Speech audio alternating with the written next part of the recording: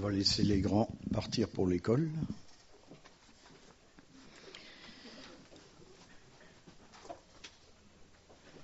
Eh oui.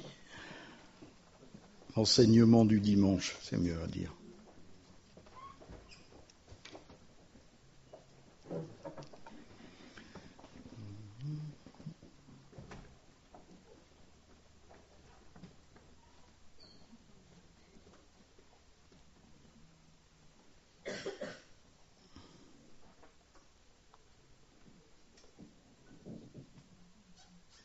Alors j'aimerais partager avec vous la parole de Dieu.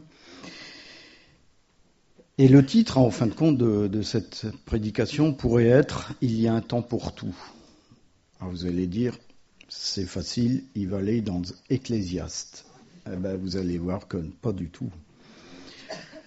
En fin de compte, qui n'est pas touché lorsque on entend des discussions, on est mal à l'aise parce qu'on entend parfois des gens qui traversent des problèmes et parfois même on a tendance à fuir parce que ça fait remonter en nous des sentiments de choses peut-être qu'on a connues, des choses qu'on fuit dans notre quotidien, des choses qui viennent du passé, on en a parlé ce matin, et des choses qu'on préfère refouler. Donc on fuit ces gens. Et ce qu'on voit, c'est par exemple, même dans notre église, il y a des gens qui ont besoin d'être aidés, parce qu'ils rencontrent beaucoup de problèmes, parce qu'ils sont un petit peu décontenancés devant un Dieu. Pourtant, je comprends pas, j'ai une vie chrétienne, je lis ma parole, je prie, je fais plein de choses, et pourtant, j'ai encore ces épreuves à subir. Et pourtant, moi, ce matin, je veux louer le Seigneur pour ça. Pour ces épreuves. Parce que ces épreuves, en fin de compte, ça nous éduque, ça nous fait grandir, ça nous rapproche plus de notre Dieu. Et le Seigneur met également des moments de joie, on le verra plus loin, qui sont nécessaires, en fin de compte, pour attiser l'espoir. Un espoir de savoir que, en se tournant vers le Seigneur, tout s'arrange. Encore faut-il, bien sûr, le voir. Et des fois, on préfère se réjouir plutôt que casser l'ambiance, disons, avec nos problèmes, arriver dans un endroit où la fête est bien, même dans l'église, où les frères et sœurs sont en train de rire, puis on arrive, on préfère rire avec eux plutôt que dire, voilà, mes frères et sœurs, j'aimerais qu'on prie parce que j'ai un problème. Parce que chacun d'entre nous a ses douleurs. Chacun de nous a ses peines, chacun de nous a ses déceptions. Et ça, en fin de compte, ça nous rend différents des uns des autres. Et ces choses qu'on a mal à traverser, en fin de compte, Dieu les utilise. Dieu les utilise aussi difficile à croire. En fin de compte, il les utilise, bien sûr, à une seule condition. Si on se laisse faire, c'est à nous modeler à l'image de Christ. Et en fin de compte, je ne sais pas si ça vous est arrivé, moi ça m'est arrivé, et plus d'une fois, c'est de me laisser absorber par les échecs. Dans ma vie de chrétien, j'ai eu des échecs, et souvent je me suis laissé absorber, et en fin de compte, je me suis aperçu que ça me faisait plutôt reculer qu'avancer. On a tous une histoire à raconter. Chacun a son histoire, sa propre vie à raconter, qui nous touche, qui peut toucher éventuellement les uns les autres. Et l'erreur, c'est de se laisser emmurer. Emmurer dans la tristesse, emmurer dans la colère, emmurer dans la révolte. Je sais qu'il y a une sœur de l'Église qui devrait écouter cette prédication. Je sais que ça lui ferait du bien parce que je ne comprends pas. Dieu m'a donné son esprit. Dieu m'a donné la vie. Et pourquoi il permet ces choses-là dans ma vie ? Pourquoi Dieu permet ces choses-là dans ma vie ? Alors on va partir de 3 personnages dans la Bible. Et vous allez voir que les réactions sont complètement diverses face aux décisions et au silence de Dieu.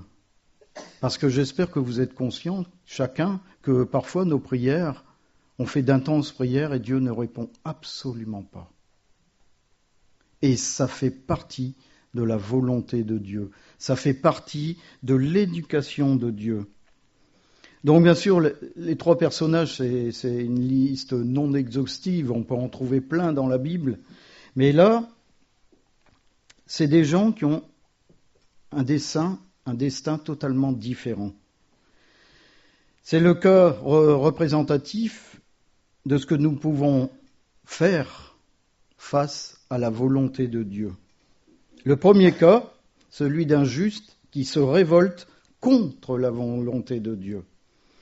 Le deuxième est celui d'un coupable qui choisit de se repentir et d'accepter le jugement de Dieu. Et je pense qu'on en a parlé ces derniers dimanches. Enfin, le dernier est un innocent qui ne se révoltera absolument pas devant la condamnation de Dieu et va choisir d'accepter la sentence. Alors si je vous demande par exemple qui est le premier, on a un exemple flagrant, il s'appelle Jonas. Je dis toujours, et j'aime bien dire, parce que le livre de Jonas fait 4 chapitres, si Jonas avait obéi, le livre aurait fait un seul chapitre. Mais à cause de sa désobéissance, le livre fait 4 chapitres. C'est un personnage très humain. Il montre des caractères très étonnants pour un prophète. Dieu s'adresse directement à lui pour faire part au peuple de Ninive de son intention de détruire la ville si elle ne se repent pas. Jonas, je vous rappelle, était un prophète de l'Éternel. Et ce que Dieu a trouvé en Jonas, c'est un bon témoignage. Il avait un bon témoignage. Et il avait une confiance suffisamment grande en Jonas qui lui a donné cette mission. Devenir le messager de Dieu. Et pourtant, qu'est-ce qu'il a fait, Jonas ? Il a refusé d'accomplir la mission. Il a refusé. Et la parole dit même qu'il s'est échappé loin de la face de l'Éternel pour ne pas avoir à s'acquitter de cette mission. Pourquoi ne voulait-il pas obéir ? Il savait que l'intention de Dieu était de détruire la ville si la ville ne se repentait pas. Imaginez que vous avez cette mission, Dieu vous dit va voir un tel et dis-lui repens-toi, et que vous vous dites non, il est plus grand que moi. J'aurais pas de mal, tout le monde est plus grand que moi. Mais vous imaginez ? Non, je refuse. Et lui, c'est ce qu'il a fait. Et il est parti. Jonas connaissait bien l'Éternel. Il connaissait parfaitement l'Éternel. Il connaissait la bonté de l'Éternel. Il connaissait l'amour de l'Éternel. Il savait bien que si le peuple se repentait, Dieu n'aurait pas mis en action ce qu'il avait décidé. Enfin, on peut dire que le livre de Jonas a été écrit, je pense, au moment de l'époque des Assyriens, de l'Empire assyrien, dont la capitale était Ninive. C'était un empire très puissant. C'est peut-être pour ça qu'il a refusé d'y aller, parce qu'il avait peur.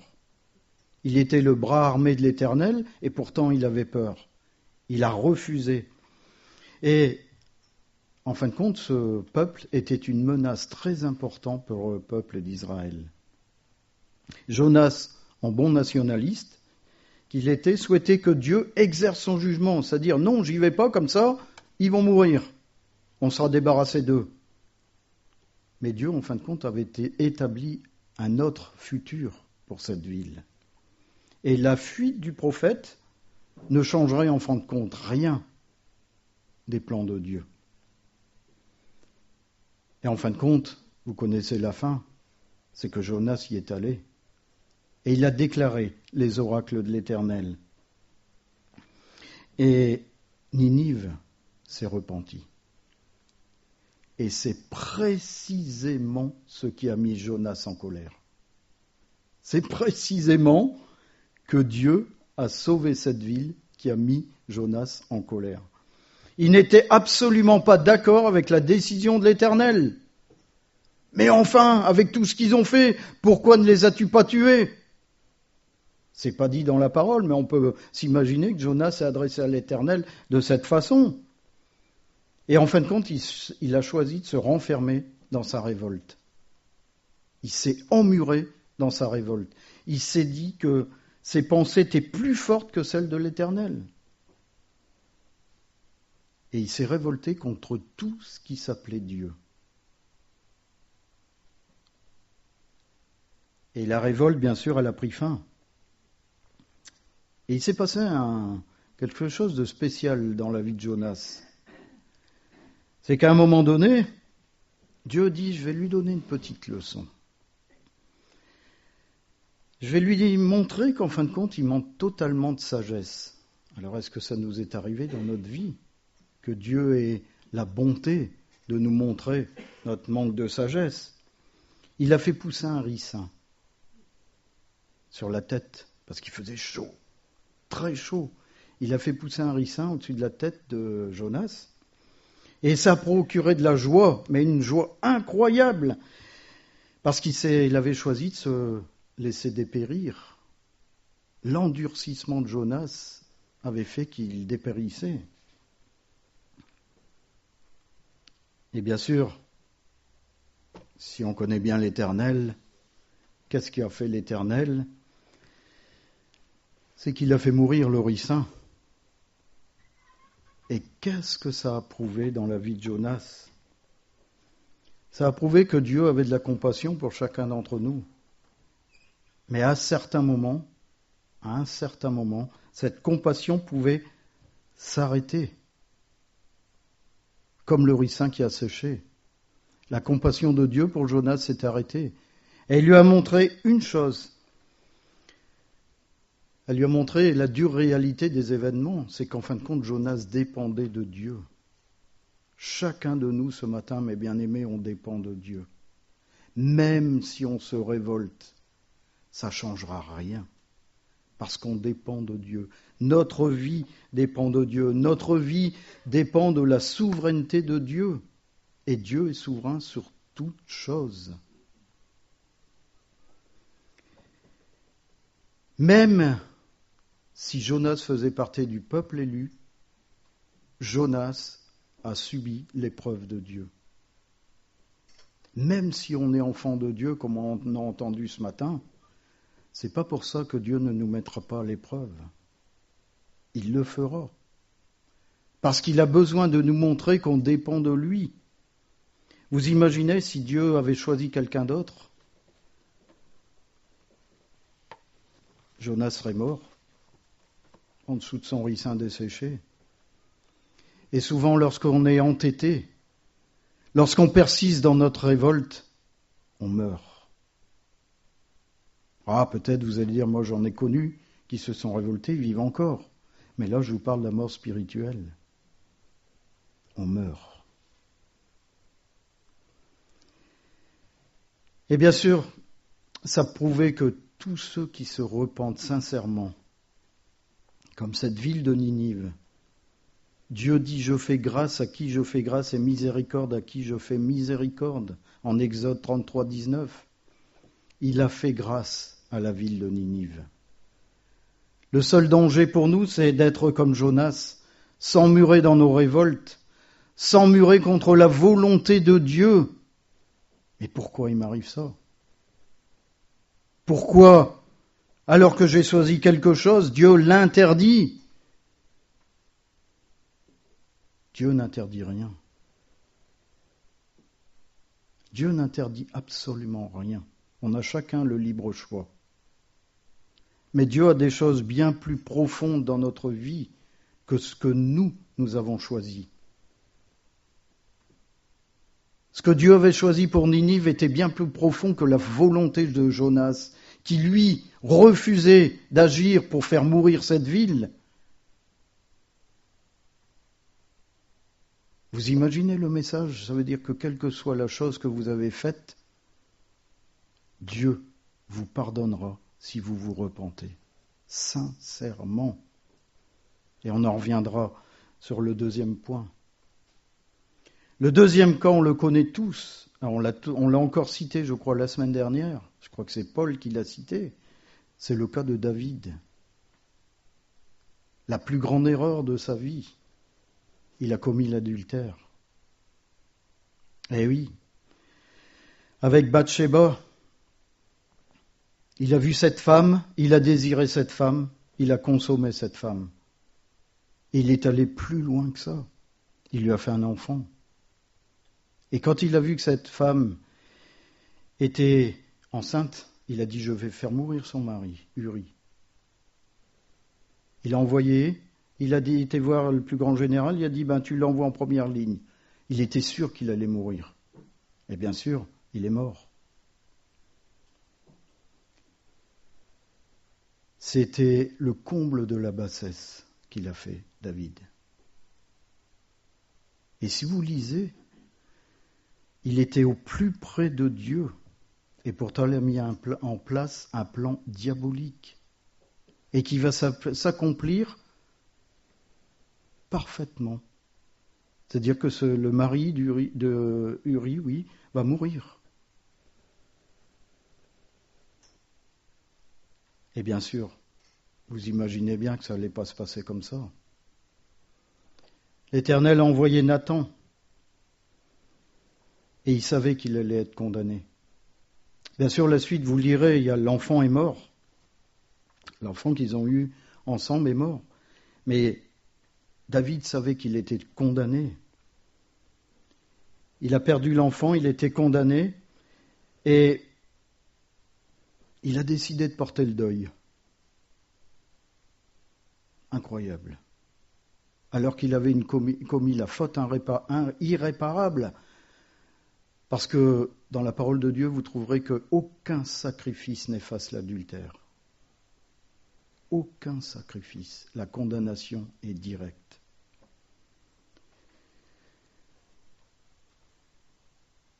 Et lorsque le fils est mort, l'attitude de David est incroyable parce qu'on aurait pu croire qu'il allait se replier sur lui.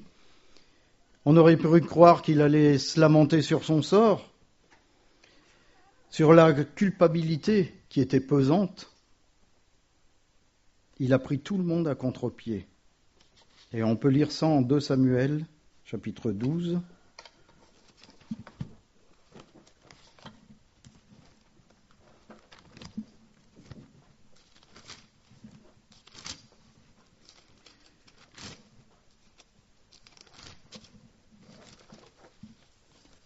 Chapitre 12, versets 19 à 23.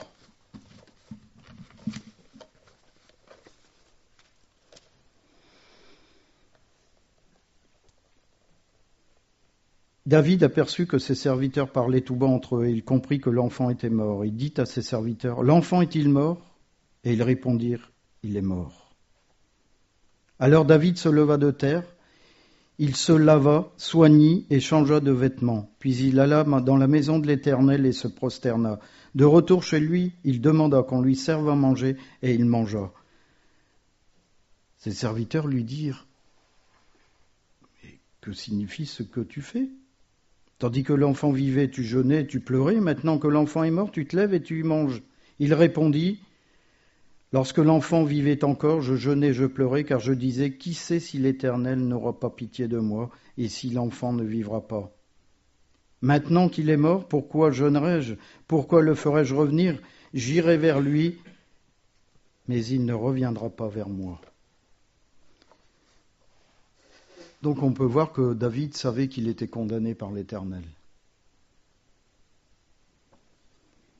Il a décidé pourtant de ne pas porter le deuil, d'arrêter ce qu'il faisait, parce qu'il savait que ce qu'il faisait était à l'encontre de la volonté de Dieu. Et en fin de compte, ça ne pouvait plus ramener l'enfant à la vie, et il ne pouvait plus rien faire contre les décrets divins. À quoi bon jeûner pour lui contre la volonté de l'Éternel ? Et il s'est levé. Lève-toi. Tous les miracles de Jésus, lève-toi. Il s'est levé, il s'est lavé. Il a reconnu sa responsabilité et il a choisi la vie. Plutôt que sa faute, il a arrêté sa révolte contre l'Éternel, et on sait la suite. Il choisira la voie qui va le mener au pardon. Alors une parenthèse importante. David connaissait parfaitement l'Éternel. On le sait, on l'a lu, on l'a relu. Et pourtant, il a choisi de pécher délibérément. Délibérément. Le message que j'ai à vous dire ce matin, mes bien-aimés, c'est qu'il y a une possibilité de pardon, même pour quelqu'un qui pêche délibérément contre l'Éternel. La seule condition, c'est une réelle repentance. David a eu une réelle repentance. Si vous avez commis l'acte le plus horrible, il y a une possibilité de pardon, à condition de se repentir. Et on sait, quand on continue la suite, on sait ô combien David va regretter sa faute. Et on peut noter que le jugement de l'Éternel contre David a été vraiment clément. Parce que comme je vous ai dit, qu'il n'y a aucun sacrifice pour expier l'adultère. Seule la mort du coupable pouvait expier une telle faute.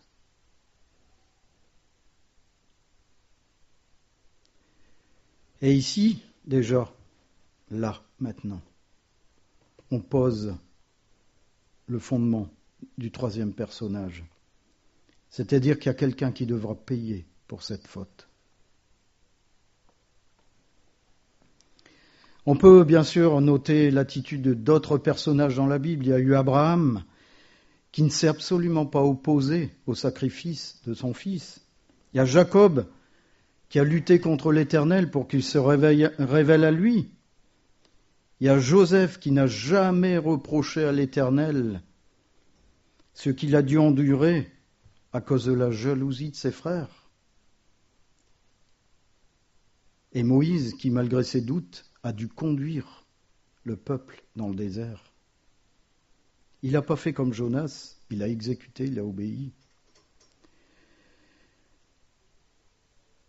Bien sûr, toutes ces personnes, Dieu les a utilisées pour montrer son amour, pour prouver qu'il était l'Éternel, le Dieu des hommes, et pour montrer ce qu'il était capable de faire aux hommes. Et bien sûr, il y a une personne qui est arrivée. Une personne qui l'a fait, lui, une fois pour toutes, pour chacun d'entre nous. Il s'agit de Jésus. Sa première venue a révélé une chose, c'est qu'il était lui-même Dieu. C'est important d'emmagasiner, vraiment de comprendre déjà. Jésus était lui-même Dieu. Et pourtant, il était pleinement homme quand il est venu sur terre. Il a choisi librement de s'exposer. Librement. Il n'a pas été contraint. Je suis venu pour faire la volonté de mon Père. Il n'y a personne qui lui a dit tu feras ça sur terre. Mais il était venu pour obéir à son Père. Il s'est offert aux faiblesses de la condition humaine. Il a accepté la souffrance alors qu'il ne l'a jamais méritée. Il acceptera les tentations qui ont été liées à cette souffrance, on le verra plus tard. Et il a choisi d'être pleinement homme pour venir parmi nous. Il a été tenté dans le désert, tenté par une voix également qui a été plus loin que ses pensées, parce qu'il a demandé à Dieu, et ça vous pouvez lire en Matthieu 26, 42, il a demandé à Dieu d'écarter la coupe qui se présentait à lui.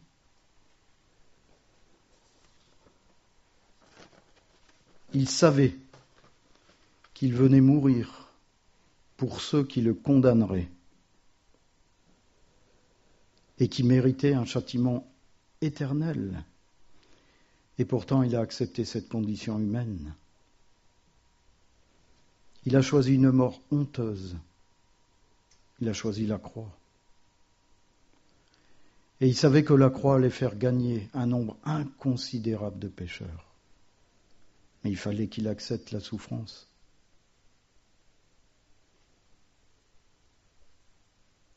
Et malgré ça, il n'a pas choisi de s'emmurer dans la tristesse. Il n'a pas choisi de s'emmurer dans la révolte.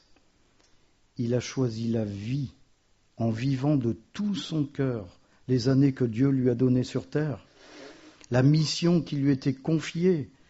Il devait enseigner plutôt que ignorer. Il devait exhorter plutôt que de culpabiliser. Encourager plutôt que de condamner. Sauver plutôt que de punir. Il a été tenté au point qu'aucun de nous ne sera tenté de la même façon. Et il a été face à un poids incroyable. Le poids de la culpabilité que lui ont fait peser les hommes. Il n'était absolument pas coupable. Et pourtant, l'humanité l'a rendu coupable. Et il va tenir le coup. Et il va s'acquitter de sa tâche jusqu'à la fin. Face à l'adversité, face du côté condamnation du peuple religieux, des Sanhédrins, il a connu la grande solitude. Parce que ses disciples, au dernier moment, l'ont abandonné. Est-ce qu'il en est de même pour nous ? Est-ce qu'on va l'abandonner au dernier moment ? Lorsque la tempête viendra, est-ce qu'on va l'abandonner ?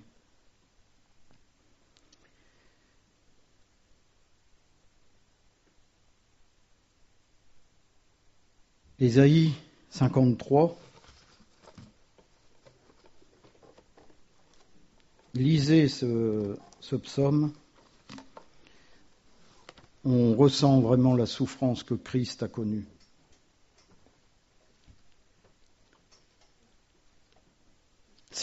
Versets 6 et 7. Nous étions tous errants comme des brebis. Chacun suivait sa propre voie. On peut dire chacun suivait sa propre vie. Et l'Éternel a fait retomber sur lui l'iniquité de nous tous. Vous imaginez, vous êtes condamné, quelqu'un arrive et dit non, c'est moi qui prends sa condamnation. Je vais mourir pour lui. Dans certains pays, vous êtes fusillé. Vous allez aux États-Unis, c'est la chambre à gaz, c'est l'injection, c'est tout ce que vous voulez, la chaise électrique. Lui dit c'est moi qui vais prendre sa place. Je vais prendre la place de José. Je vais prendre la place de Colette. Je vais prendre la place de Paul. Et pourtant, il était Dieu. Il a été maltraité et opprimé, et il n'a point ouvert la bouche. Semblable à un agneau qu'on mène à la boucherie, à une brebis muette devant ceux qui la tondent. Il n'a point ouvert la bouche. Jamais il ne s'est révolté. Jamais il a dit « Pourquoi moi ?» Pourquoi pas lui à côté ? Mais pourquoi moi ? Je suis saint. Je suis chrétien depuis des années. Pourquoi moi ?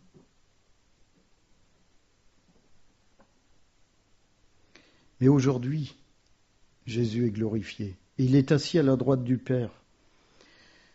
La condamnation, la mort et la condamnation ne sont plus sur lui parce qu'il les a placardés à la croix. Son règne sur la mort et la défaite de Satan, ça a été l'œuvre finale de Jésus-Christ. Et il l'a fait pour nous. Il a dû accepter d'être homme, de se faire cracher dessus, de se faire frapper pour chacun d'entre nous. Alors vous allez me dire, qu'est-ce qu'on peut tirer de tous ces enseignements ? La première chose, c'est de ne jamais se révolter contre les plans de Dieu. Jamais. Parce que Dieu n'arrêtera pas ses plans. Et lorsqu'il décide quelque chose pour nous, c'est qu'il a choisi une voie royale pour chacun d'entre nous. Il est juste dans toutes ses voies et il ne prend aucune décision à la légère. Est-ce qu'on ressemble à Jonas lorsqu'on préfère fuir, lorsque il faut donner son témoignage? De toute façon, il n'en vaut pas la peine. Ça ne sert à rien que je lui parle de Dieu. Il le rejette. Est-ce qu'on a ressenti de la tristesse ou de la honte lorsqu'on a témoigné, puis tout est parti en live, et puis on se fait ridiculiser? Est-ce qu'on se sent humilié? Parfois, c'est une situation qu'on rencontre depuis des années qui nous humilie.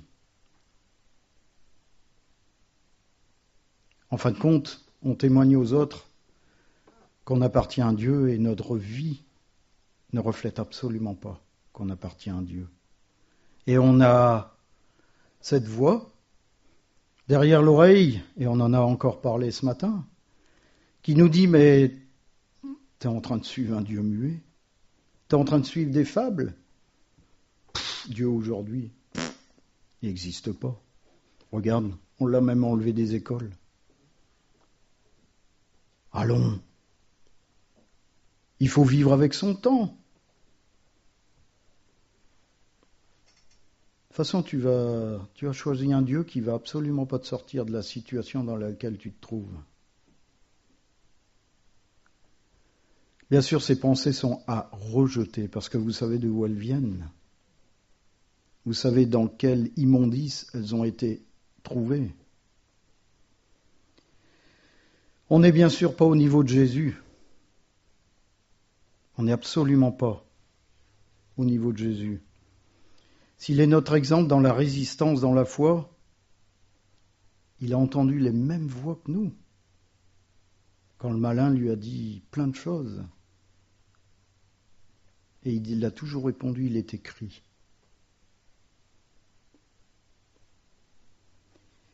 Il y a un temps pour dire à Dieu notre incompréhension. Dieu l'accepte. Je ne comprends pas. On peut se révolter devant Dieu en lui disant « je ne comprends pas ce qui m'arrive ». Sa volonté, des plans pour notre vie. Mais il y a un temps également pour accepter les circonstances. Et c'est ainsi qu'on reconnaît la souveraineté sur les événements qui sont dans notre vie. Comme dira Paul aux Romains chapitre 9, versets 20-21, « Ô homme, toi plutôt, qui es-tu pour contester avec Dieu ? Le vase d'argile dira-t-il à celui qui l'a formé, « Pourquoi m'as-tu fait ainsi ? Est-ce normal qu'il m'arrive cela ? Mais je suis saint !»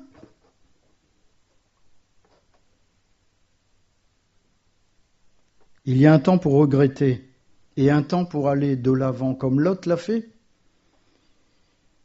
Il va se soumettre au juste jugement de Dieu concernant Sodome et Gomorrhe. Sa femme, elle a fait l'inverse. Elle s'est retournée. Qui se retourne sur son passé aujourd'hui ? Tu as donné ta vie à Jésus ? Regarde devant. Si tu regardes derrière, les condamnations vont venir. Mais est-ce que tu as oublié l'instant où Christ est mort sur la croix pour ce qui est derrière ?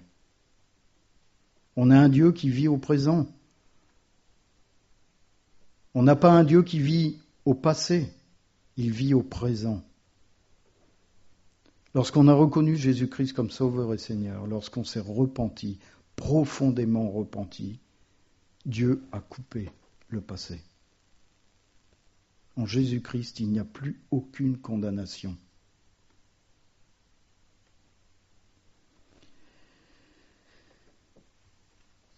Ce qui s'est passé dans nos vies, au contraire, doit être l'inverse, doit nous aider à aller de l'avant, à aller vers l'avenir avec Christ.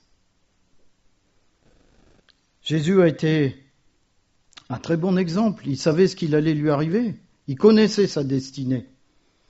Il a choisi de se soumettre à Dieu. Il ne s'est jamais révolté. Et aujourd'hui, il a la couronne de gloire donnée par Dieu lui-même. Et cette couronne est destinée pour chacun d'entre nous, puisqu'on est héritier, co-héritier de Jésus-Christ. C'est dans cette nouvelle vie en Christ qu'on a cette gloire. Il y a un temps pour pleurer, un temps pour se lamenter, et c'est nécessaire et bon dans certaines circonstances qui nous touchent, mais il y a un temps pour accepter. Et c'est précisément ce que Dieu a fait avec David, lorsque David a accepté le juste jugement de Dieu, rétribuant ainsi le comportement inacceptable qu'il a eu. Jésus a aussi un temps de crainte, ne l'oublions jamais, et de deuil dans le jardin de Gethsémani. Il demandera à Dieu de lui éviter de passer par la croix. Il aurait pu s'y soustraire, parce qu'il ne le méritait absolument pas. Finalement, il l'a fait, il a obéi. Il est allé jusqu'au bout, parce qu'il savait qu'il était le seul moyen pour chacun d'entre nous, ce matin, mes bien-aimés, d'être sauvés. D'avoir le poids de la culpabilité enlevé. Est-ce que vous savez ce que c'est dans votre vie ce matin, mes bien-aimés, le poids de la culpabilité enlevé? Emmanuel nous l'a dit tout à l'heure, nous sommes enfants de Dieu. Personne ne peut ravir votre couronne, même le diable. Et plus vous vous approchez de Dieu, plus le diable craint et tremble. Les exemples et les destins sont donnés à travers toute la parole de Dieu. Et ils sont là pour enseigner, pour connaître et faire connaître.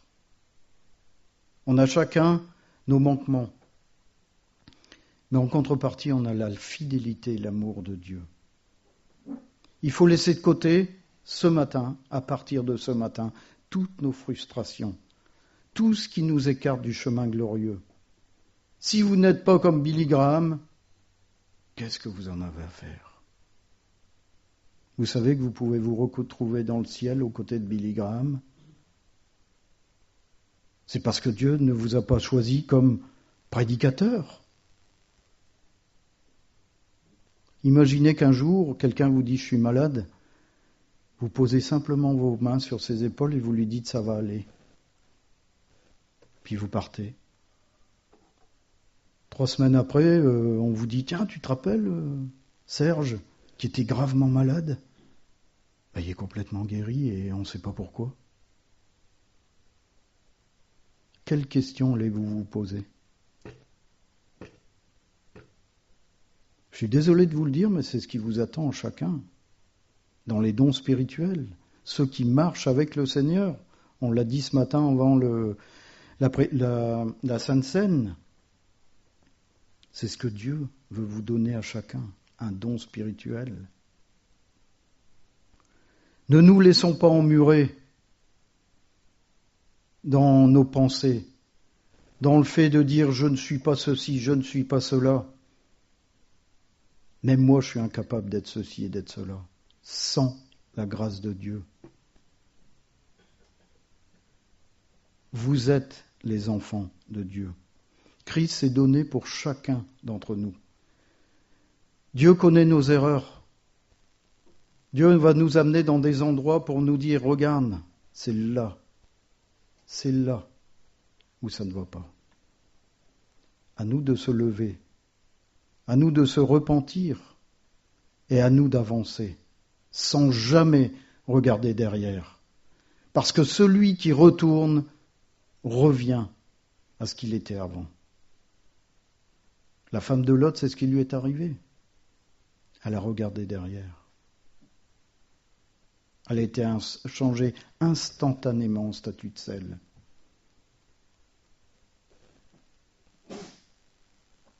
En psaume 126, versets 5 et 6, il y est dit « Qui sème dans les larmes moissonne avec des cris de joie. Qui s'en va en pleurant pour porter sa semence, rempli de joie sous le poids de ses gerbes. » L'Éternel, ce matin, veut vous donner de la joie. Il veut vous remplacer votre tristesse. Il veut vous remplacer vos frustrations en joie. Moi, je te dis ce matin, lève-toi. Repens-toi et tu vivras. Amen.